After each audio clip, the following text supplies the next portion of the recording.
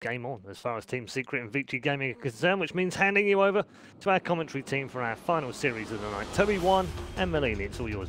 Discrepancy, right? TA scales a lot better. Puck generally just, you know, he can snowball a lot more, whereas TA benefits way more from a passive style where you just farm up Ancients and do Roche if the other team is doing something silly. So I would say that ViCi definitely have the late game. I would say Terraplane is also just like really hard to deal with in the late game, especially with their lineup that does not have significant amounts of AoE. Tree grab does not count. Yeah. We don't want that to count, Puppy. He's actually dropping really low here in mid. So much damage on line with a plus 54. It will be enough. I Puck actually will be able to get a revenge, but I did not think he was actually going to die from that hit. Return. It's not to make his life problematic. It's to make the TA's life easy. Because TA versus Ogre is really bad. Like, you can take off all the reflection charges. They're going to get a revenge. Yapsol in through the side, pick him up, toss him back over again, and then it's just all about a good club, and Puppy gets his revenge. So Lanham's doing something. And okay, Fada. Oh, actually, he's in trouble. Space created by Yapsol. Has to put the sleep onto himself. Fada goes for the tree line, still has that purification, taking the time to salve up to, making it sure this metamorphosis of Paparazzi is as wasted as much as they can. Yapsol has his clarity cancelled. Fade faults, he knows he's dead, but in comes Puppy. If they can get a revenge on a Paparazzi, they'll make it worthwhile, but the storm from Lanham. Everyone goes to sleep for the moment as Paparazzi runs down south, trying to escape from this gank, but he's salving up into the trees. They need to cancel this. More loose to choose from. Puppy so low, purifications on the Fada, so he can set his ground, do the damage into Paparazzi, but it doesn't work when Fenrir claims a double kill as that Bane picking up the supports of Team Secret's off lane. Middle lane rotations coming in as Puppy and Lanham get to say hello to each other. Not much should come from this as they're still fighting underneath the tower. It's just the fact that CTY is just so low on life. Fada will end up dying to the top lane, so all that posturing doesn't do a lot. And well, I didn't say much will come from this mid lane, but Puppy is so low and CTY, they're going to look for the opportunity. And what a good time to do it. Yapsor, it's too late. He doesn't have the Observer Ward. They need to see up the hill. Maybe they can at least get the pick up on the TA. If they Observer Ward the hillside, it will work. Lanham soaks up the smoke gank. Especially since they got buffed. Yeah, 250. I don't think I've seen people take the talent, but 200 Psionic Trap talent might be worth considering this game. The Fiend's grip's over on Ace. He'll break free. Still has a lot of one-shots up his sleeve. Strength tread more up, but what does he really do? He tosses. He's just trying to go for the kill onto Bane, realizing he's dead, but the Nightmare. What a situation. Ace will take it off him, tosses the tree. Just farmed. You know, and now has 5.5k gold. They weren't looking for the stacks. They were looking for the TA. They didn't find her. Yeah, the TA was actually farming off to the right, so props to Ori to farming in a very safe place. And Paparazzi left and pushed bottom lane. The reason they don't expect the stacks is just because of how active the supports have been. The supports have been showing the majority of the time, so you know they can't be everywhere, and they've been on the map, so they can't have been stacking at the same time. Trouble. Stomp's coming in. The TA trap slowed him down just enough. They can actually get that sleep off. Yapsol wants to help out, and all he can do is pick up the Elder Titan, but it's all a little bit too late. He'll end up stealing the Astral Spirit. I think he can kill them. It's going to be close. If you catch the TA without refraction up, maybe. Lanham having a little bit of trouble, so this will work when you've got Fada there to help out. Now he has enough damage to get through the ET. Meanwhile, Puck, Dream Call on bottom, wants to jump away. Puppy, Fiend's gripped up. Paparazzi will take care of him. We've seen them want to dive down towns before in the Fiend's grip from Fenrir. They'll commit anything they've got, mainly because Paparazzi's also here this time. His last attack will be able to reach Yapsor. Roshan being started up now by the Templar Assassin. Ace and Puppy are pretty nearby. Yeah, this positioning is pretty good for them. It is nighttime. They don't have vision over here. This could be the play that they need. They need vision. No jump in though. They need to see inside the pit. The Observer knows they're watching. Here comes the Park and in through the side. Ace with the avalanche toss. Roshan killed by the rain. Who gets the Aegis, the Immortal? Ace they actually gets swapped out of life for Paparazzi. Snatches the Aegis, the Immortal will be the Templar Assassin. They had to try something, but the Sunder kicks in. Ace has no more life to work with. And Puppy is caught on the wrong side of the river. Maybe there could be some revenge. They pick up a throw down on the Brewmaster. He was silenced, so he couldn't get the split off. Puppy did eventually die. It just makes it very difficult to keep them up. Most of the metamorphosis has been wasted, so they're going in and doing exactly the same thing again. Oh, Fenrir cancelled it. I think he was a little bit worried it would be stolen. Right now it's only Refraction that was stolen, picked up and thrown in very, very deep. Precept, damn, he's so tanky. And the Nightmare with the splitter. They've actually got enough space created. The All flies forward. Fenrir, CTY goes after him and claims him. A 1-for-1 trade-off. They still get the tier 2 tower. Top tier 2 tower remains barely alive for VG. Oh, he got the silent trap damage on coming out from ViCi. It's going to come out very, very soon, and mass BKB is coming out from ViCi. So I think that, you know, the charts are going to swing the Secret's way, and it looks pretty hopeful. But you have to consider this next fight with the BKBs and the Aegis, or with just the BKBs, how it is going to go Puppey, for them. You're in too deep. CTY is the neighborhood. No, no, Puppey can really get himself out of this one. And Fenrir, oh, he's going to get the Fiend Grip as well.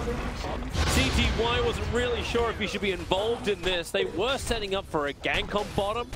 That's just a really dangerous place. At the same time, you don't really expect the Observer Ward to be there.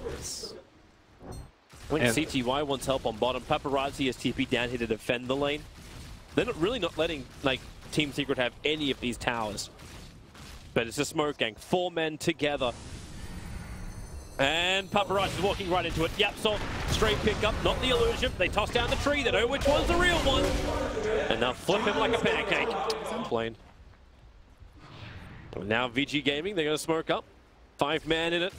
They're not going into Roshan, however. They're going to go straight past him and wrap around the side. The circle comes out to say, let's check our own jungle. Farda's the closest. He'll break the smoke with Puppey, and the jump in from Young 11. They'll get that silence off. It's that fresh Orchid over on Ori, denying Farda any presence in this fight. And now the nightmare continues for Puppey. But the counter push comes on top lane. CTY is attacking the tier 3 tower. YapzOr will be able to get himself a little bit of distance from Young 11. I mean, he's just a puck, though. He is just a puck. Ace is just a tiny as well. Paparazzi already with that Sunder, stealing so much life. And YapzOr could do little to nothing to cancel this kind of push. And they're not even caring about Roshan. So the puck added some momentum towards the top. That did bring Lanham back. So he's not part of this fight right now. At the same time, it's Secret who are men's down, and they're about to be more. Farda, he's down for the count. Buyback does not help you in this situation when you have none. Ruby's gone as well, pushing into the tier 3 tower. Fortification will delay this pressure, but VG Gaming so in control of this matchup that it really doesn't matter. This is the slow walk forward. Fiend's Grip from Fenrir controlling Puppey. He'll fall as well. It seems like a hopeless case, mainly because VG Gaming currently own what is Secrets. And they just, you know, as soon as they got the PKBs in the gem, I thought it would be very, very hard for VG to lose. They built, a little bit greedy at the start with the Midas first maybe, but after that, just, full-on team fight items to the point where Secret are going to have a very tough time holding this. They've actually got a full Bloodthorn as well. There's a 30-minute Bloodthorn on the Templar Assassin on top of everything else that she already has. Paparazzi, while the Aegis Immortal is on TA, he's got the cheese. It's not only Sunder, but also that cheese life. Lotus Orb, fresh pickup. For Farda, it's all or nothing right now as VG Gaming, they come in through the top. A quick silence for the Templar Assassin. CTY doing what he can, but Young 11, he's in the back lines with the Templar Assassin. YapzOr gets to pick up and throw down. Guardian Angel will find protection, and Ori really low. But remember, this is the Aegis Immortal. He'll have that trigger, and the cost is too great for Team Secret to defend, and it is impossible to defend. Puppey will call it, and VG Gaming take game 1 of this winners bracket semi-final. So Lanham and 11 were certainly the MVPs for me. Lanham just drew so much attention away from the TA so that the Ogre couldn't really dominate her, and then 11 solo killing the Tiny twice and just really messed up Ace's game. Yeah, it really did. It's great to see that level of coordination coming from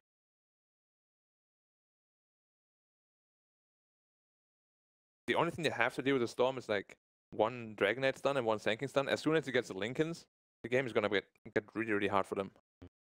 Finished this one a little bit earlier than perhaps for ViCi. Now they can go for the Burrow Strike. You don't have another pounce just yet. Farda really cracking shot, lets it break free, but it still won't be enough. At the same time, the battle was happening on the bot lane, so technically with that split screen, we were actually watching both engagements, but it was Lanham who gets the first blood in on the top lane before. Exactly certain if he can get this kill. With the help of the SD, maybe they can. 3 heroes coming over. YapzOr waiting on the high ground. They start with the battery assault. Young 11 trapped inside of it. He'll repel, give himself some protection, and now SD, they turn for the fight, and maybe they have enough. Puppey, Burrow striked up, having a lot of damage from Purification. Ace with the early point up, and Gus just pushing him back, and Puppey, he's dying to the SD illusions. Fenrir trapped inside the cogs once more. Another hero locked in with the YapzOr, but Ace, he doesn't want to fight this one. In fact, he's just TPing out to safety. Yapsor now makes his play up. They need to get the cog block off, and Dragontail's gonna make that difficult.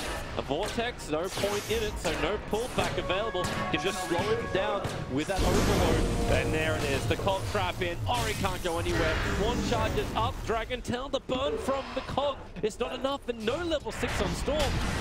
They'll actually allow him to salve up. Meanwhile, on bottom lane, the double gust Puppey getting some space on this one, but in 2 seconds' time, you'll let Barra strike and Puppey will die unless he can dodge it in the trees. But it will not happen. Extra Puppey illusions created. Yeah, Storm's winning, but he has Drought Aura. Yeah. But they're just getting pummeled on bottom. Just hit 6, but here we go again. There's the disruption, the perfect fire strike time. Make sure there's no gust back. Purification, such heavy damage on Ace. And now Fenrir has got even more drones to fight for the cause. They look to move forward. Yapsor and Puppey forced out of the lane.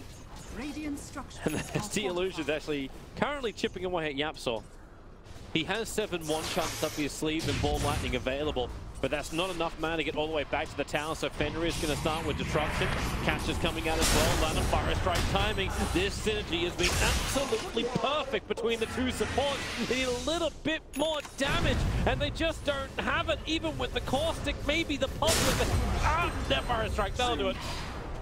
Closing the distance, diving the tower. Yapsor's rotated in. They want to get some level of revenge. Repel is there for a young 11. Will put his way out of the cogs. Lana ready for another Burrow Strike. Ready for a space creation. Yapsor is low. The Burrow Strike's there. They'll take the bounty route from him. Yapsor will pop to the Caustic, let alone everything else is throwing at him. Storm and Clock fall for this. Disgust of how the lanes went. Oh, and they popped 2 smokes. Oh no. Burn 2 smokes. Ace was still farming up the Ancients. Yapsor's going to call the sorry mark, and yeah, this is problematic for him. Fenrir, defensive disruption, dodges the dual breath, supports TPing in, but then the purification and the repel. Fenrir will live long enough to even kill off Yapsor. Barda's Ravage, it's rather effective, but still it won't save him. Young 11's got too much heal. Another Burrow Strike from Lanham. I swear Team Seeker has spent more time stunned than alive in this game. Puppey's TP won't work. Purification will kill him off. And VG Gaming, 11 kills to 3. Momentum galore. Another disastrous sign of a trial lineup when you're losing towers and you don't even have any T1 of your own. Something is going to go their way finally. Fenrir will get popped. I mean... But is Kaya the best alternative? Honestly, like... Ace, goodbye. He's a little bit poor right now, so he doesn't really have too much of a choice. Wow. Got burned. As CTY getting a little bit of mana back, and Paparazzi is on the hunt. He won't find the target. In fact, the pings are coming out. A quick jump away. It's Puppey who pinged that one. Hook shot's available. Hooks over towards the SK. They just want to get one kill. And Lanham is going to be in. The sentry wall's down so he couldn't hide. Fada creates some space with that Ravage. They kill off the SK. Turn their attention towards Paparazzi. They've already burned the Ravage as well as the mech of Fada. It is time to retreat if you're Team Secret. The Dwarf can catch 3. But now the Guardian Angel is there. So much regeneration. So much sustain for VG. They move closer with the pounce forward.